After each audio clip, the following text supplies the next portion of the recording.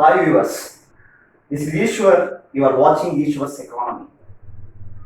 So ఇప్పటి వరకు YouTube channel ద్వారా ఉభయ రాష్ట్రాలలో 2 తెలుగు రాష్ట్రాలలో విద్యార్థులకు బేసిక్ ఎకానమీ అండ్ కరెంట్ ఎకానమీకి సంబంధించినటువంటి వీడియోస్ని నేను చాలా మందికి ఫార్వర్డ్ చేయడం జరిగింది. ఇక నుండి ఈశ్వర్స్ ఎకానమీ యాప్ అనే యాప్ ద్వారా group 2, group 1, civils preliminary standard ఈ 3 కోర్సులను ఆ కోర్సుల యొక్క సిలబస్ని ఏకీకృతం చేసి మీ ముందుకు తీసుకురాబోతున్నాను.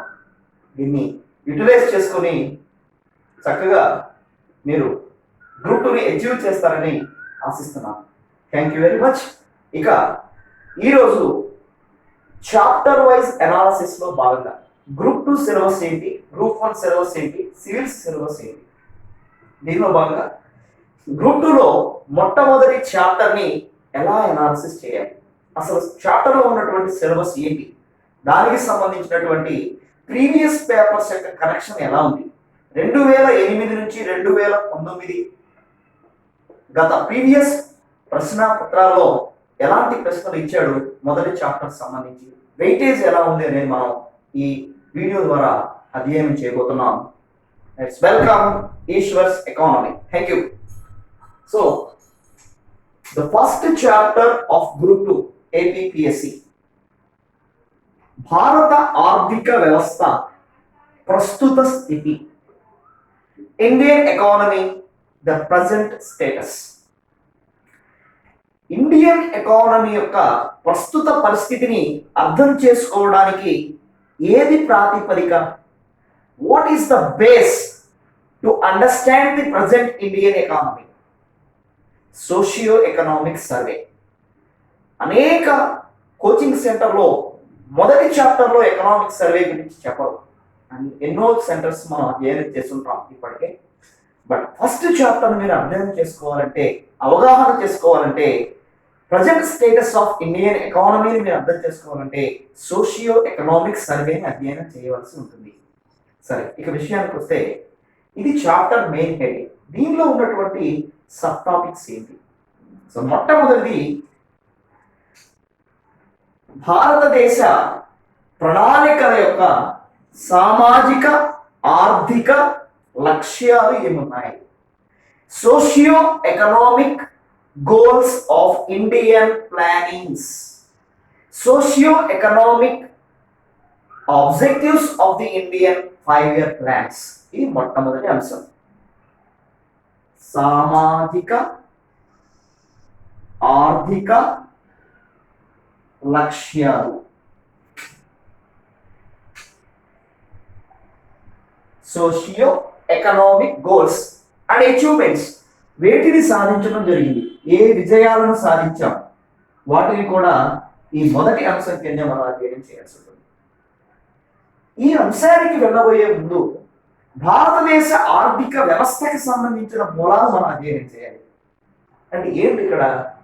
గత ప్రశ్నాపత్రాలను అధ్యయనం చేస్తే ప్రశ్నలు ఎలా ఉన్నాయి? బేసిక్గా ప్రస్తుత ప్రపంచ ఆర్థిక వ్యవస్థలో ఉన్నటువంటి ప్రధాన అంశాలను కనుక అధ్యయనం చేస్తే మౌలికంగా ప్రపంచ ఆర్థిక వ్యవస్థలు 3 రకాలు.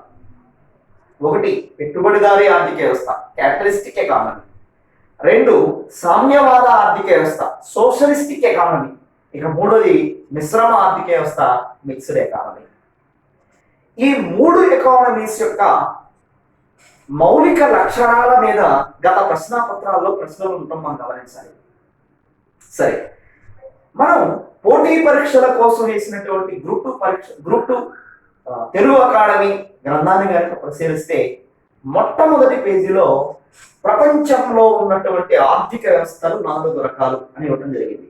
1 సాంప్రదాయక ఆర్థిక వ్యవస్థ, 2 మార్కెట్ ఆర్థిక వ్యవస్థ, 3 కేంద్రీకృత ఆర్థిక వ్యవస్థ లేదా కేంద్రీకరించబడిన ఆర్థిక వ్యవస్థ, 4 మిశ్రమ ఆర్థిక వ్యవస్థ అని ఇవ్వబడింది. అంటే మొదటి చూస్తే సాంప్రదాయక ఆర్థిక వ్యవస్థ, అది ప్రస్తుతం అమలులో లేదు కాబట్టి దాన్ని మినహాయిస్తే మిగిలిన 3 ఆర్థిక వ్యవస్థలు మనం అధ్యయనం చేయాలి. మార్కెట్ ఆర్థిక వ్యవస్థ అన్నా, ప్రైవేట్ ఆర్థిక వ్యవస్థ అన్నా, స్వేచ్ఛాపూరిత ఆర్థిక వ్యవస్థ అన్నా, పెట్టుబడిదారీ ఆర్థిక వ్యవస్థ అన్నా ఒకటే అర్థం చేసుకోవాలి. కేంద్రీకరించబడిన ఆర్థిక వ్యవస్థ అన్నా, నియంత్రిత ఆర్థిక వ్యవస్థ అన్నా, సామ్యవాద ఆర్థిక వ్యవస్థ అన్నా ఒకటిగానే అర్థం చేసుకోవాలి. ఈ రెండింటినీ కలగలిగినదే మిశ్రమ ఆర్థిక వ్యవస్థ అవుతుంది. జాన్ మేనార్డ్ కీన్స్ అనేటువంటి ఆర్థికవేత్త మొట్టమొదటిగా మిశ్రమ ఆర్థిక వ్యవస్థ గురించి చెప్పడం జరిగింది. కాబట్టి మిశ్రమ ఆర్థిక వ్యవస్థ పితామహుడు జేఎం కీన్స్ అని మనం గుర్తుంచుకోవాలి. ఇక విషయానికి వస్తే, భారతదేశ ఆర్థిక వ్యవస్థని అధ్యయనం చేసుకునేటువంటి అవగాహన చేసుకునేటువంటి అంశంలో భాగంగా ప్రపంచ ఆర్థిక వ్యవస్థలో మనం చూస్తే ప్రీవియస్ పేపర్లో ఇచ్చినటువంటి ప్రశ్నలు ఒకసారి చూద్దాం. 2012 గ్రూప్ 2 కోడ్ ఏ, దీనిలో మొట్టమొదటి ప్రశ్న ఎలా ఉంది? వనరుల కేటాయింపు ఉపయోగాలను ఉద్దేశించి ప్రణాళికా వ్యవస్థను కలిగిన ఆర్థిక వ్యవస్థను గుర్తించండి. The economy in which economic planning intends allocation and utilizing the resources is known as అని ప్రశ్న అడిగాడు. ఆప్షన్ ఏ పెట్టుబడిదారీ ఆర్థిక వ్యవస్థ లేదా మార్కెట్ ఆర్థిక వ్యవస్థ, బి ద్వంద్వ ఆర్థిక వ్యవస్థ డ్యూయల్ ఎకానమీ, సి సామ్యవాద ఆర్థిక వ్యవస్థ, డి మిశ్రమ ఆర్థిక వ్యవస్థ అని ప్రశ్న అడిగాడు. వనరులని కేటాయించినటువంటి వనరుల్ని లక్ష్యాలు సాధించడానికి ఉపయోగిస్తాం. ఇది సామ్యవాద ఆర్థిక వ్యవస్థలో స్పష్టంగా మనకు కనిపిస్తుంది. ఇది 2012లో అడిగినటువంటి ప్రశ్న. అలాగే దీని మూలాన్ని గనక 2011లో ఏం అడిగాడు ఇదే ప్రశ్న, అంటే ఆర్థిక వ్యవస్థల మీద 2011లో ఏం అడిగాడు చూద్దాం. ఇక్కడ అడిగినటువంటి ప్రశ్న ఏంటంటే, ఉత్పత్తిని అమ్మడం, ఉత్పత్తి కారకాలని విక్రయించడం, ఉత్పత్తి కారకాలను ఉత్పత్తిని స్వేచ్ఛా గమనంలోకి వదిలేయగలిగేటువంటి ఆర్థిక వ్యవస్థని గుర్తించండి అని ప్రశ్న అడిగాడు. Are sale of production, sale of factors of production,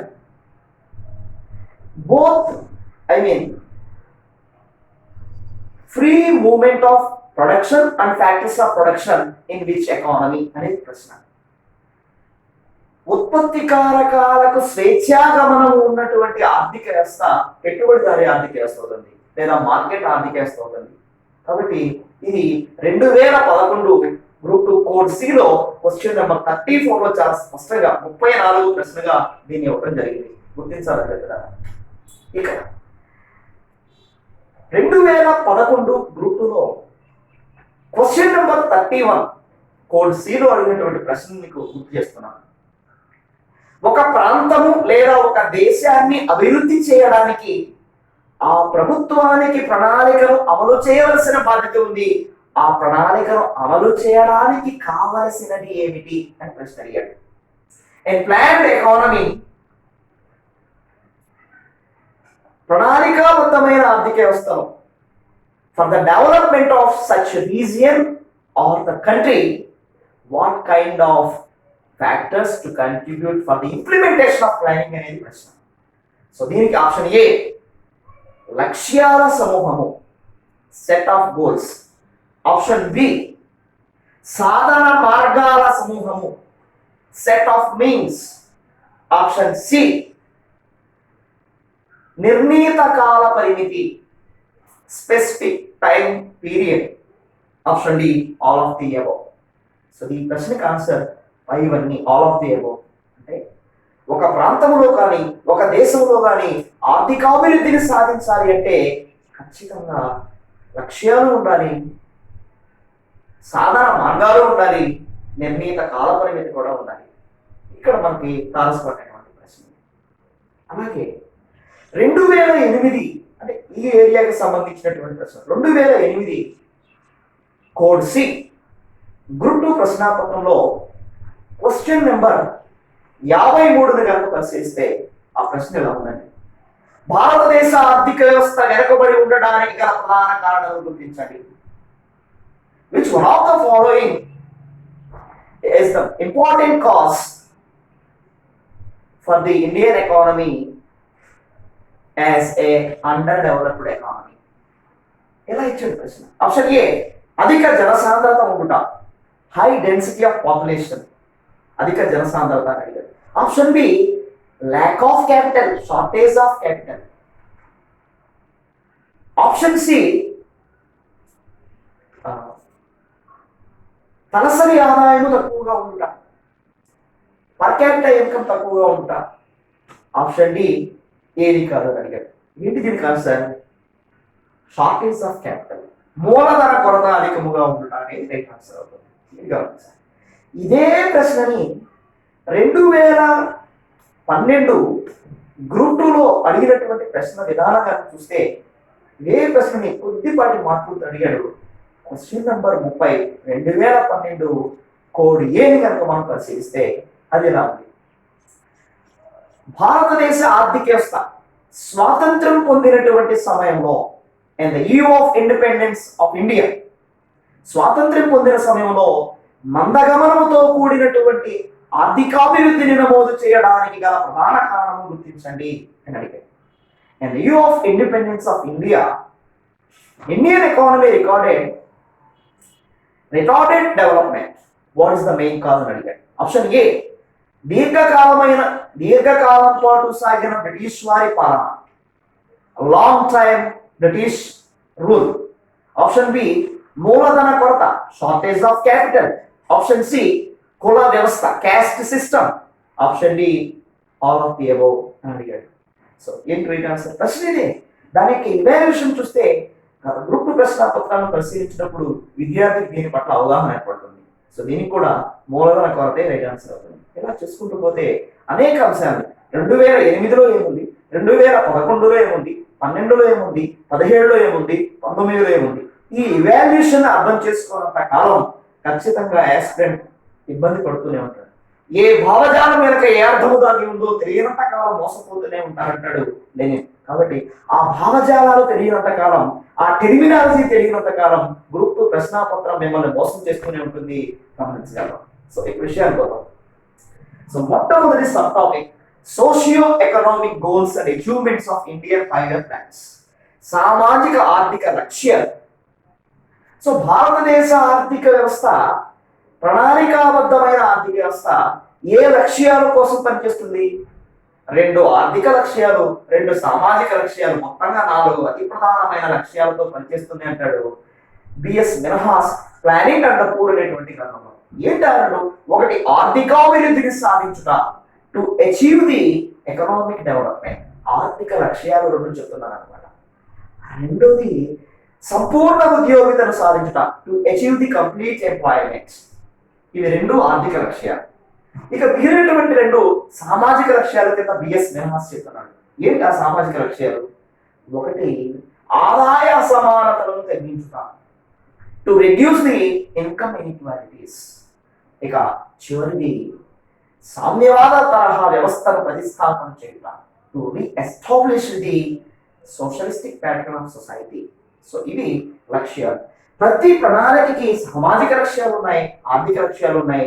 ఆ ప్రణాళికలు సాధించిన విజయాలను కూడా మనం అధ్యయనం చేయాలి. ఫర్ సపోజ్ 2008లో అడిగినటువంటి ప్రశ్న, 2వ పంచవర్ష ప్రణాళిక రూపశిల్పి who is the architecture of second 5-year plan. Sir మనందరికీ తెలుసు మహామోదీస్ అని పెడతాం. ఇదే 2011లో ఏం అడిగాడు? 2వ పంచవర్ష ప్రణాళిక వైఫల్యం చెందడానికి గల కారణములు గుర్తించండి అని అడిగాడు.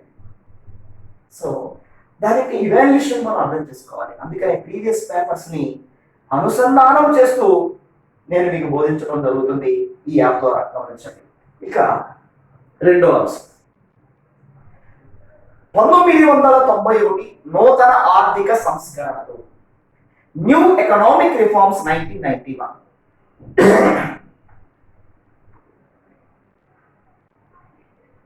నూతన ఆర్థిక సంస్కరణలు, న్యూ ఎకనామిక్ రిఫార్మ్స్ 1991. 1991 నుంచి భారతదేశ ఆర్థిక వ్యవస్థ ఓపెన్ ఎకానమీగా మారింది. ఒక మాటలో చెప్పాలంటే పెట్టుబడిదారీ ఆర్థిక వ్యవస్థ యొక్క మౌలిక లక్షణాన్ని పుణికిపుచ్చుకుందన్నమాట. సో ఈ ఆర్థిక సంస్కరణలని మనం రెండు భాగాల్లో వర్గీకరిస్తాం. 1991 నాటికి ఇండియన్ ఎకానమీ ఆల్మోస్ట్ సంక్షోభ స్థితిలోకి, క్రైసిస్ స్టేజ్లోకి వెళ్ళేటువంటి క్రమంలో ఈ ఆర్థిక సంస్కరణలు కాపాడాయి. ఒకటి, ఇమీడియట్ గా ఆర్థిక వ్యవస్థను కాపాడడానికి స్వల్పకాలిక అంశాలను అడాప్ట్ చేసుకున్నాం. దీర్ఘకాలంలో ఆర్థిక వ్యవస్థను అభివృద్ధి పరచుకోవడానికి కొన్ని అంశాలను అడాప్ట్ చేసుకున్నాం. లిబరలైజేషన్, ప్రైవేటైజేషన్, గ్లోబలైజేషన్ అనేవి దీర్ఘకాలికమైనటువంటి ఆర్థిక సంస్కరణలుగా గుర్తించాలి. ఆ పూర్వాపరాలన్నీ కూడా ఇక్కడ మనం అధ్యయనం చేయాలి.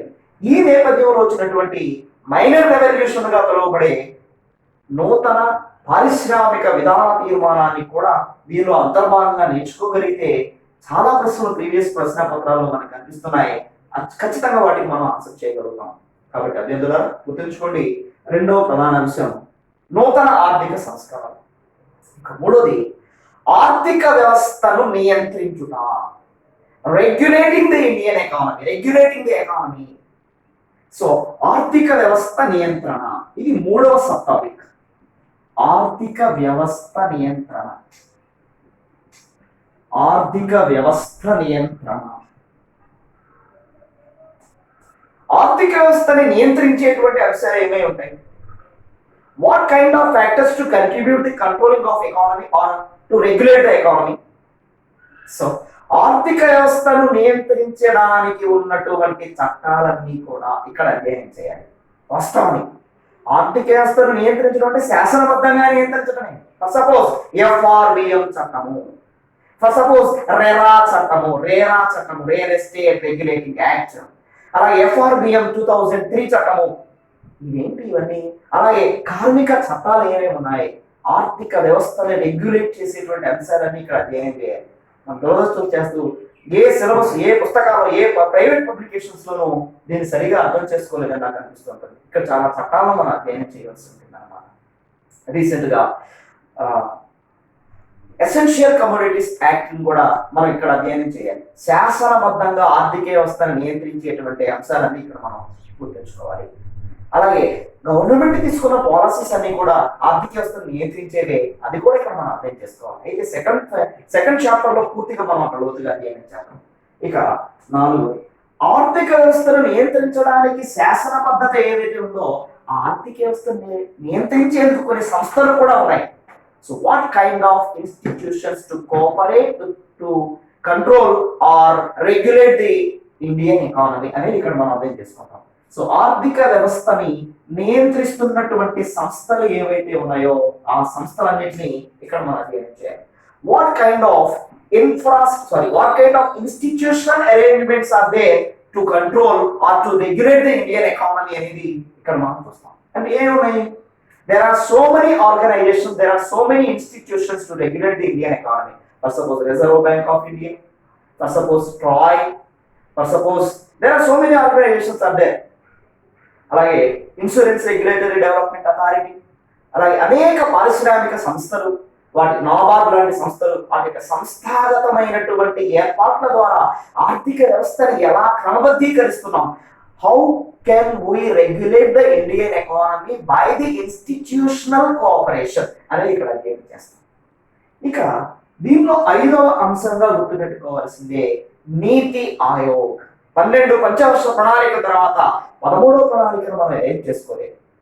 నీతి ఆయోగ్ ద్వారా 3 సంవత్సరాల కాలానికి స్వల్పకాలిక లక్ష్యాలను నిర్దేశించుకుంటూ ముందుకు వెళ్తున్నటువంటి తరుణంలో నీతి ఆయోగ్ అనేది ప్రణాళిక సంఘం స్థానంలో వచ్చి ఎలాంటి సంస్థాగతమైన మార్పులని చేసింది అనేది ఇక్కడ మనం అధ్యయనం చేస్తాం. సో నీతి ఆయోగ్ అనేటువంటి అంశాన్ని 5వ అంశంగా ఈ చాప్టర్ లో మనం గమనించాలి. నీతి ఆయోగ్ 5th టాపిక్ గా గుర్తుంచుకోవాలి. అలాగే నీతి ఆయోగ్ అనేటువంటి సంస్థ మీద 2019లో 2 ప్రశ్నలు ఇచ్చాడు, 2017లోనూ ప్రశ్నలు ఉన్నాయి. సో దానికి సంబంధించిన పూర్వపరాలను కూడా మనం అధ్యయనం చేయాల్సిందే. సో 5వ అంశంగా నీతి ఆయోగ్, దీనికి సంబంధించినటువంటి పూర్వాపరాలన్నీ చాలా లోతుగా విశ్లేషణ చేయవలసి ఉంటుంది. ఇక నీతి ఆయోగ్ అనేటువంటి వ్యవస్థ, నీతి ఆయోగ్ కి దాన్ని మనం ఒక కోఆపరేటివ్ ఫెడరలిజం గా చూస్తున్నాం. సహకార సమాఖ్యను ఏర్పాటు చేయడానికే నీతి ఆయోగ్ని ఏర్పాటు చేయడం జరిగింది. కాబట్టి సహకార సమాఖ్య అంటే కేంద్రానికి రాష్ట్రానికి మధ్య ఎటువంటి సహాయ సహకారాలను నీతి ఆయోగ్ చక్కబెడుతుంది. అంటే నీతి ఆయోగ్ అనేది ఒక మధ్యవర్తిగా అటు కేంద్రానికి ఇటు రాష్ట్రానికి మధ్య ఏ విధమైన కోఆపరేషన్ ఇస్తుంది అనేది ఇక్కడ మనం అధ్యయనం చేస్తాం. సహకార సమాఖ్య నేపథ్యంలో ఆర్థిక శక్తిని కేంద్రీకరిస్తామా వికేంద్రీకరిస్తామా? సెంట్రలైజ్డ్ ఎకనామిక్ పవర్సా డీసెంట్రలైజ్డ్ ఎకనామిక్ పవర్సా? ఎస్, ఆర్థిక శక్తి వికేంద్రీకరణ.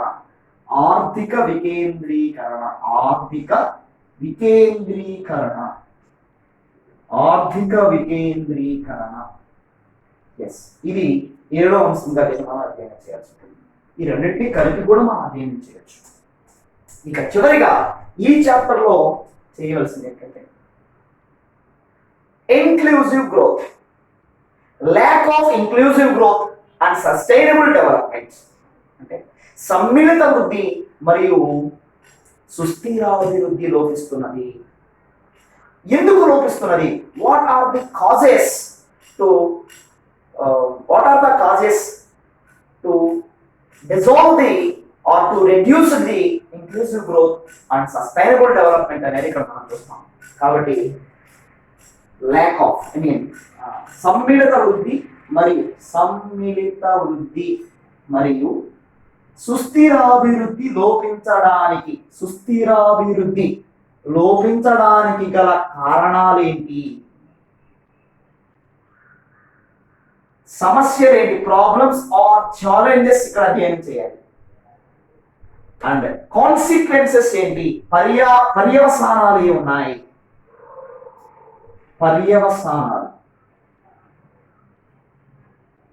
అండ్ సొల్యూషన్స్ ఏమున్నాయి, పరిష్కారాలు.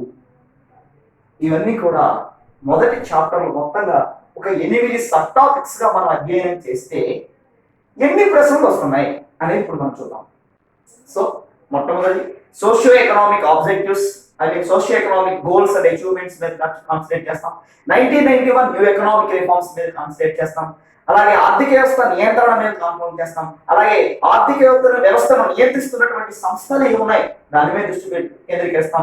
నీతి ఆయోగ్ గురించి అధ్యయనం చేస్తాం. సహకార సమాఖ్యగా నీతి ఆయోగ్ ఏం చేస్తుందో అధ్యయనం చేస్తాం. అలాగే ఆర్థిక వికేంద్రీకరణలో నీతి ఆయోగ్ పాత్ర ఏమిటో అధ్యయనం చేస్తాం. సమ్మిళిత సుస్థిరాభివృద్ధి అనేవి లోపిస్తున్నాయి, దానికి కారణాలేంటి, వాటికి కాన్సిక్వెన్సెస్ ఏంటి, వాటికి పరిష్కారం ఏంటి అధ్యయనం చేస్తాం. ఈ మొత్తం సిలబస్ ఆయా గ్రూప్ 2లో ఎన్ని మార్కులకు ఇవ్వబడింది అనేది ఇప్పుడు ప్రధానమైనటువంటి విశ్లేషణ. జాగ్రత్తగా గమనించండి. కాబట్టి ఇండియన్ ఎకానమీ అనేది ప్రణాళికాబద్ధమైన ఆర్థిక వ్యవస్థ అయినప్పుడు ఆ ప్రణాళిక నుంచి వస్తున్నటువంటి ప్రశ్నలు ఏ స్థాయిలో ఉన్నాయి అది ఇప్పుడు మనం అనాలిసిస్ చేస్తున్నాం. సో 2008 గ్రూప్ 2లో 2008 గ్రూప్ 2లో మొదటి చాప్టర్ నుంచి వచ్చినటువంటి ప్రశ్నల సంఖ్య 15 క్వశ్చన్స్ ఇవ్వబడ్డాయి. సో గ్రూప్ 2 2008 గ్రూప్ 2లో మొదటి చాప్టర్ నుంచి వచ్చినటువంటి ప్రశ్నల సంఖ్య 15 క్వశ్చన్స్. 2011 గ్రూప్ 2లో ఎకానమీ మొదటి చాప్టర్ నుంచి వచ్చినటువంటి క్వశ్చన్స్ 14 వచ్చాయి, 14 క్వశ్చన్స్ వచ్చాయి.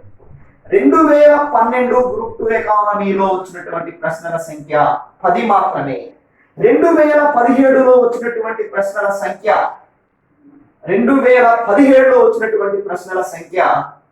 17 క్వశ్చన్స్ వచ్చాయి. రీసెంట్ గా 2019 లో మొదటి చాప్టర్ నుంచి వచ్చినటువంటి క్వశ్చన్స్ 15, మొత్తంగా 70 క్వశ్చన్స్, 71 క్వశ్చన్స్ ఈ 5 గ్రూపుల్లో ఈ ఏరియాల మీద మనం నేర్చుకోవడం జరుగుతుంది ప్రీవియస్ పేపర్స్ కనుక అధ్యయనం చేయగలిగితే. అయితే సాధారణంగా మనందరికీ తెలుసు Indian economy 75 marks, AP economy 75 marks, 150 marks అనేది అందరికీ తెలుసు. అయితే 2019లో మాత్రం ఇండియన్ ఎకానమీ నుంచి 110 ప్రశ్నలు ఇచ్చాడు, ఏపీ ఎకానమీ నుంచి కేవలం 40 ప్రశ్నలు మాత్రమే ఇవ్వబడ్డాయి. సరే, దానికి సంబంధించిన వెయిటేజ్ ఎందుకు మార్చాడు అనేది తర్వాత అంశం, దాని తర్వాత క్లాస్ అధ్యయనం చేద్దాం.